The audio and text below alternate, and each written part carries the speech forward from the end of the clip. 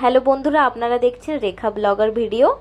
সবথেকে প্রথমেই আপনাদের জানাই হ্যাপি হোলি। আপনারা কেমন হোলি সেলিব্রেট করছেন নিশ্চয়ই কমেন্ট বক্সে জানাবেন। আর এখানে কিন্তু আমি চলে এসেছি রান্নাঘরে সকাল সকাল পেঁয়াজি বানাবো বলে। পেঁয়াজি বানিয়ে বাবা মাকে মুড়ি খেতে দেবো। বাবা মা কিন্তু কাল নাইটেই চলে এসেছিল। তো এখানে আমি রান্নাঘরে এসে দেখুন পেঁয়াজি বানাচ্ছি সবাই মিলে মুড়ি খাবো বলে। আর বাঙালি মানে মুড়ি খাবো না, এটা তো হতেই পারে না, তাই না?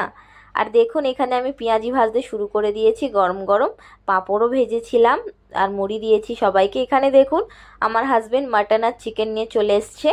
এখানে মাটনটাও হবে আর চিকেনটাও কিন্তু হবে। আজকে কিন্তু খুবই দারুণ একটা ব্লগ নিয়ে এসেছি আপনাদের জন্য। নিশ্চয়ই আমার ভিডিও দেখবেন পুরোটা। আর ভালো লাগলে কিন্তু লাইক আর শেয়ার করতে ভুলবেন না। আর সাবস্ক্রাইবার না করলে কিন্তু বন্ধুরা একদম হবে না, সাবস্ক্রাইবার কিন্তু করতেই হবে, কারণ আপনাদের সাহায্যর কিন্তু আমার খুবই প্রয়োজন। এখানে দেখুন আমি সবাইকে মুড়ি খেতে দিয়ে স্নান টান করে কিন্তু চলে এসেছি পুজো দিতে। কারণ যেমন জানেন বাঙালি মানে কিন্তু ভগবানকে রং না লাগিয়ে আমরা কিন্তু হোলি খেলতে পারবো না। তাই এখানে আগে আমি ঠাকুর ঘরে চলে এসেছি, পুজো দিয়ে মাকে রং দিয়ে তারপরেই কিন্তু আমি হোলি খেলবো। এখানে দেখুন তুলসী থানেও আমি পুজো দিয়ে দিলাম।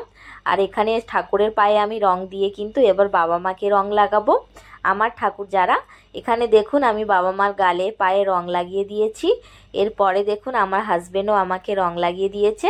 আর আবার কিন্তু আমি রান্নাঘরে চলে এসেছি, কারণ আজকে সারাদিনেই কিন্তু খাওয়া দাওয়া। এখানে দেখুন বাঁধাকপির পকোড়া হবে, চিকেন পকোড়া হবে, আর আমি গরম গরম ভাজছি আর সবাইকে দিচ্ছি। এখানে দেখুন আমার বাবা রান্নাঘরে চলে এসছে।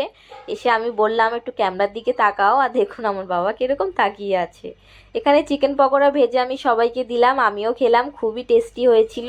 আপনারাও হোলিতেই নিশ্চয়ই কিছু কিছু বানিয়েছেন, কি কি বানিয়েছেন নিশ্চয়ই জানাবেন।